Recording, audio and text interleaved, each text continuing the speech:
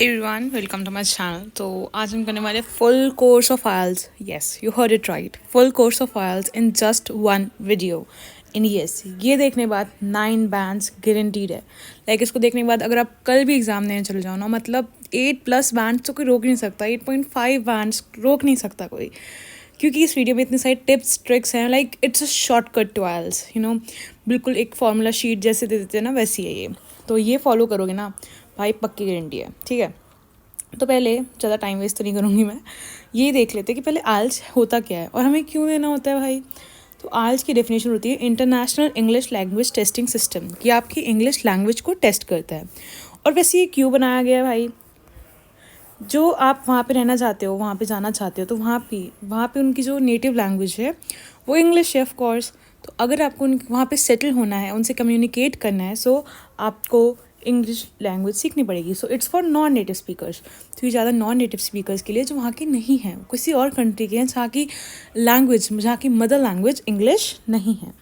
सो पहले तो आइल्स जो है, आइल्स वो 2 मेथड में डिवाइडेड है, एकेडमिक मेथड और जनरल ट्रेनिंग मेथड।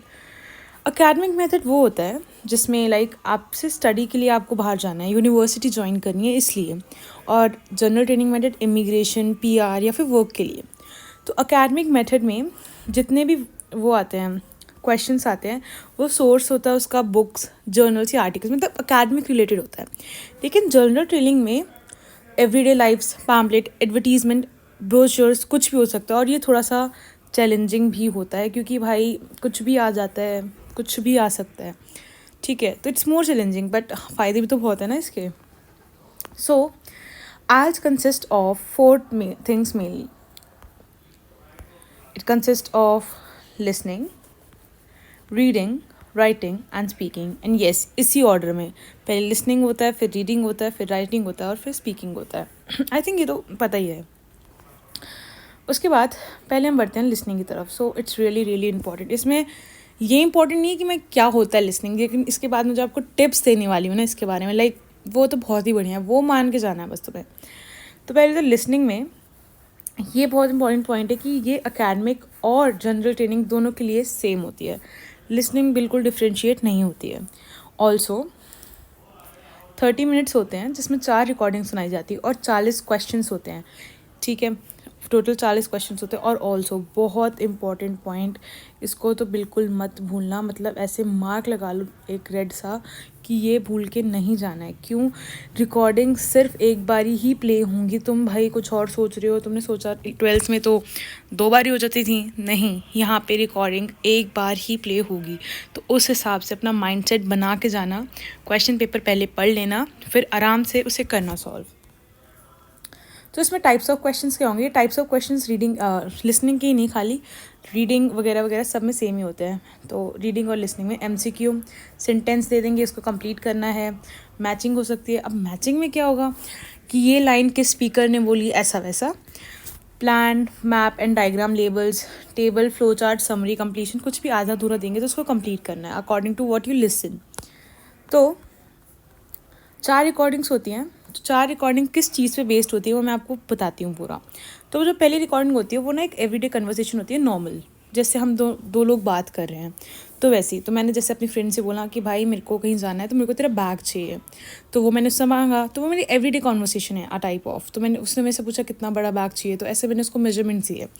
तो ऐसी थोड़ी रिकॉर्डिंग्स आती है। तो इसके लिए टिप्स क्या है, बहुत इंपॉर्टेंट है, मार्क कर लेना या लिख लेना। तो इसके लिए पहली टिप्स ये है कि यूनिट और मेजरमेंट जो दी है वो ज़रूर लिखना और थोड़े उस पर ध्यान देना, क्योंकि वो लिखने को ही आएंगी।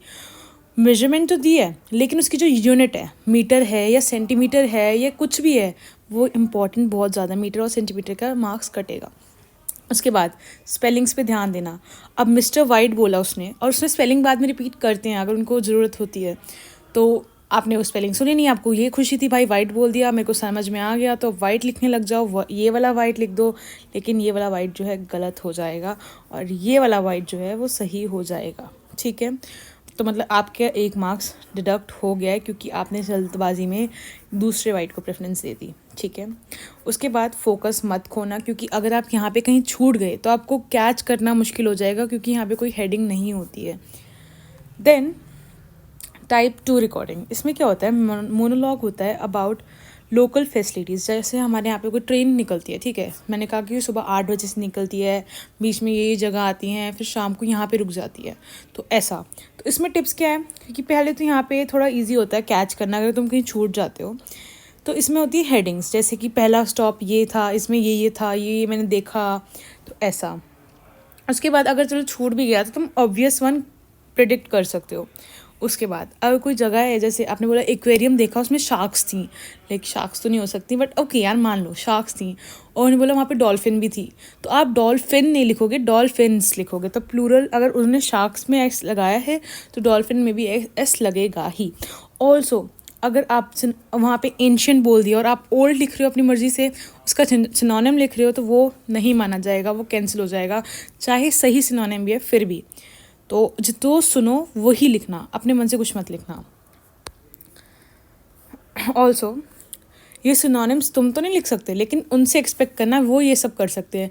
आपके क्वेश्चन पेपर में दे दिया ओल्ड डैश और उन्होंने बोला एंशियंट टेम्पल डैश, मतलब उसका नाम कोई, तो आपको बोल दिया ओल्ड टेम्पल डैश, तो उसका नाम बताओ। तो अब आप ये मत सोचना कि भाई एंशियंट बोला है, ओल्ड तो बोला ही नहीं, भाई ये सेम ही है, आपको सिनोनिम सुना है तो वही है, उसको कैच करना सीखो। इसका मतलब आपकी वोकैब थोड़ी स्ट्रॉन्ग होनी चाहिए।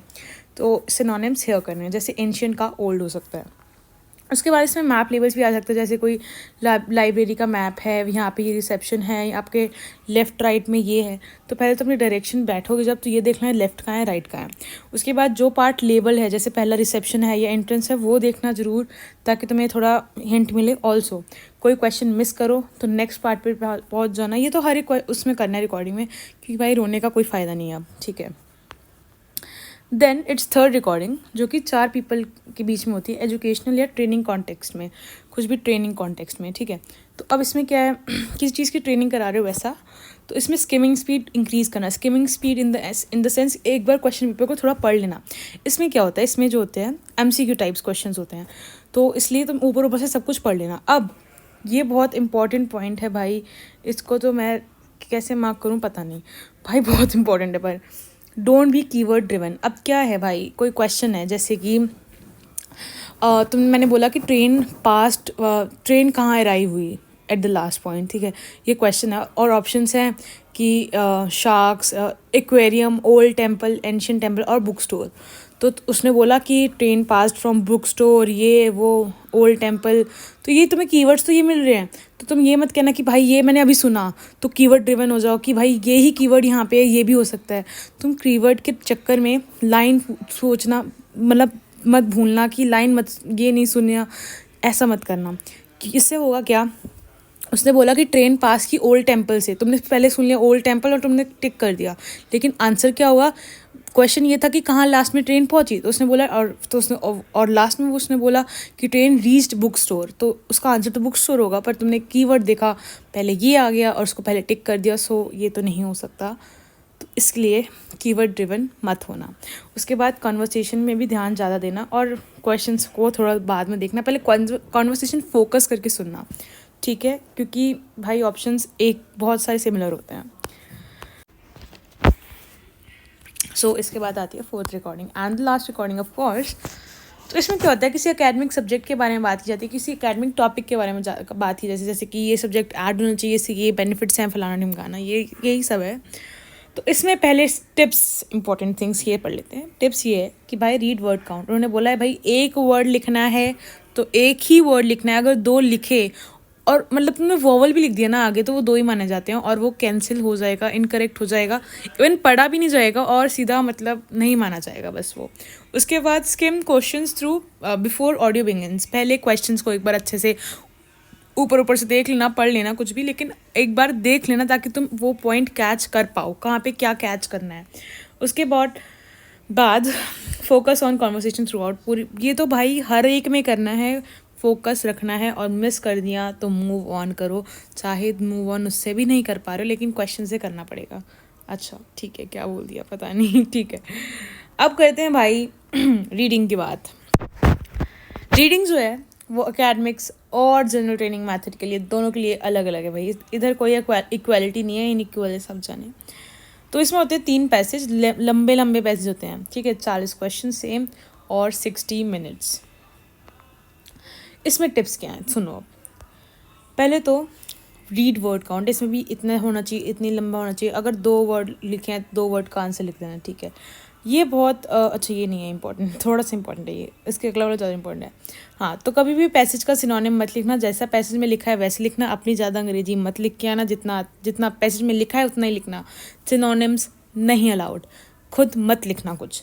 उसके बाद ये वाला बहुत बहुत बहुत बहुत ज़्यादा इंपॉर्टेंट पॉइंट है, इसको मार्क कर रही है ऐसा।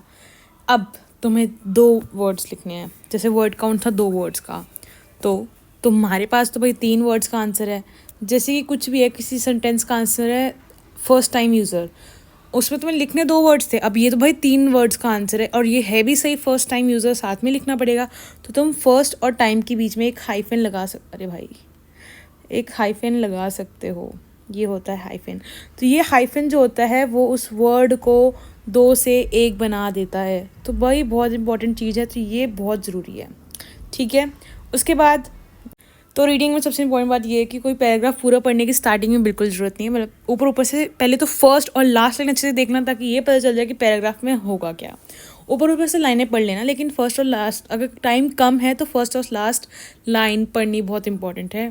पैसेज तो पढ़ ही लेना बाद में आराम से, और क्वेश्चंस उसी ऑर्डर में आते हैं जनरली, ये तो मतलब पक्की बात है, इससे बाहर कोई ऐसा कभी हुआ ही नहीं है। तो उसी ऑर्डर में आएंगे जिस ऑर्डर में टेक्स्ट है, ऐसा नहीं कि 5वें नंबर का टेक्स्ट है पहले नंबर पे क्वेश्चन है, नहीं हो सकता कभी भी।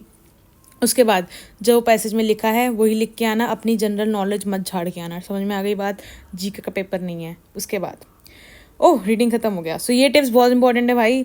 अब राइटिंग सेक्शन बहुत इंपॉर्टेंट, इसमें जो है बच्चे बहुत ज़्यादा डरते हैं, क्योंकि इसमें भाई लिसनिंग में भी कुछ सुन के लिखना था, रीडिंग में भी कुछ देख के लिखना है, राइटिंग भाई खुद लिखना है, तो थोड़ा हाँ थोड़ा टिपिकल है, पर अगर आपकी वोकैब अच्छी है, सेंटेंस मेकिंग अच्छा है, कर सकते हो आराम से, टिप्स भी दूंगी। तो राइटिंग होती है 2 टास्क की। तो अब टास्क 1 और टास्क 2 तो भाई सबके लिए सेम होता है, अकेडमिक और जनरल दोनों के लिए। उसमें एक टॉपिक दिया होगा, उसके ऊपर ऐसे लिखना है, डिटेल में अपने ओपिनियंस लिखने हैं, कुछ भी लिखना है। उसका वर्ड काउंट होता है 250 वर्ड्स और ड्यूरेशन होती है 40 मिनट्स, 40 मिनट में 250 वर्ड्स लिखने, काफ़ी ज़्यादा बड़ा होता है। अब टास्क 1 क्या होता है, कोई ग्राफ दिया है आपको, या टेबल दिया है, या डायग्राम दिया है, कुछ भी डायग्राम दिया है, अकेडमिक के लिए ये डायग्राम दिया है, तो उसको भाई समराइज़ करना है कि भाई ये इस चीज़ का डायग्राम है, इस चीज़ का डायग्राम है। अगर मैं इसका एक टेम्पलेट भी बना चुकी हूँ, अगर आपको इसका टेम्पलेट चाहिए तो kindly tell me in comment section, मैं इसको आपको टेम्पलेट बता दूँगी, जिसके आपको मार्क्स पक्का मिल जाएंगे। तो समराइज़ करने के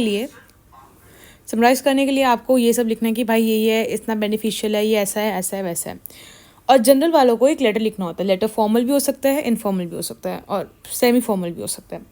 तो वर्ड काउंट होता है 150 वर्ड्स और 20 minutes, it's such a less time, तो तुम्हें अच्छी अपनी वो तैयारी करनी है। तो राइटिंग भी और लिसनिंग पे ज़्यादा फोकस करना, और फोकस तो भाई सब पे करना है। इसके टिप्स बहुत इंपॉर्टेंट है। ये ऑर्गेनाइज्ड रिस्पॉन्स, एक ऑर्गेनाइज वे में लिखना, ये नहीं है मतलब तुम जो उल्टी फुल्टी इंग्लिश लिख के आते हो ना 12th में, वैसे ही लिखनी है। ऑर्गेनाइज्ड रिस्पॉन्स लिखना, अच्छा सा, अच्छी इंग्लिश, अच्छी वोकैबलरी, अच्छी ग्रामर। अब पास्ट टेंस में लिखना है, कहीं तुम प्रेजेंट फ्यूचर डाल रहे हो, नहीं करना वैसा, ठीक है।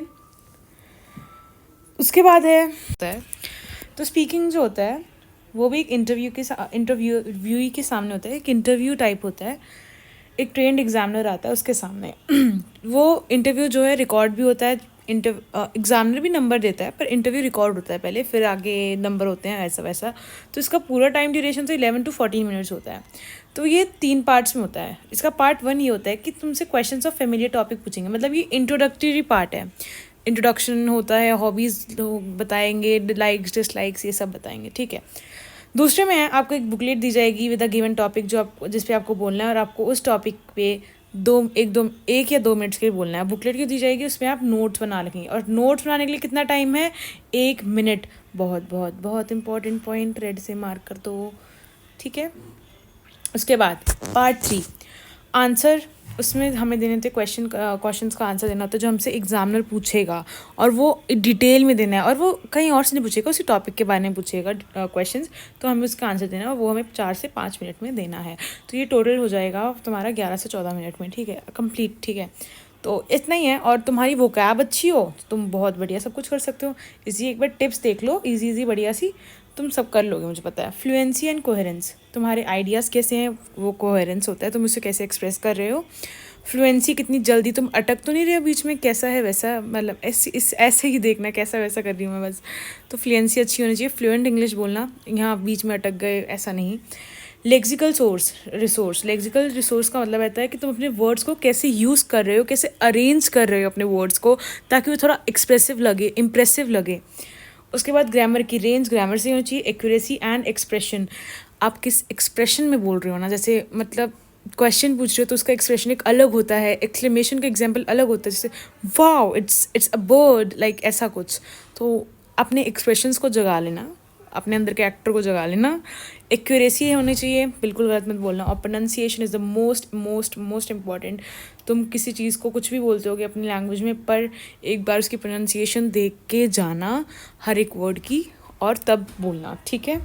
ऑल्सो आइल्स इतना मुश्किल नहीं है भाई, इसको बस तुम्हारी प्रैक्टिस की ज़रूरत है। It only needs practice practice and practice. कोई भाई, जितनी प्रैक्टिस करोगे उतने बढ़िया मैन पक्के, और मुझे पता है तुम कर लोगे। And all the best, bye. And like कर देना भाई, अच्छा लगा तो बताना। और आगे कोई वीडियो चाहिए हो आइल्स रिलेटेड तो मैं ज़रूर पोस्ट करूँगी। किसी भी चीज़ में डाउट था, kindly comment below. And thank you so much, bye bye.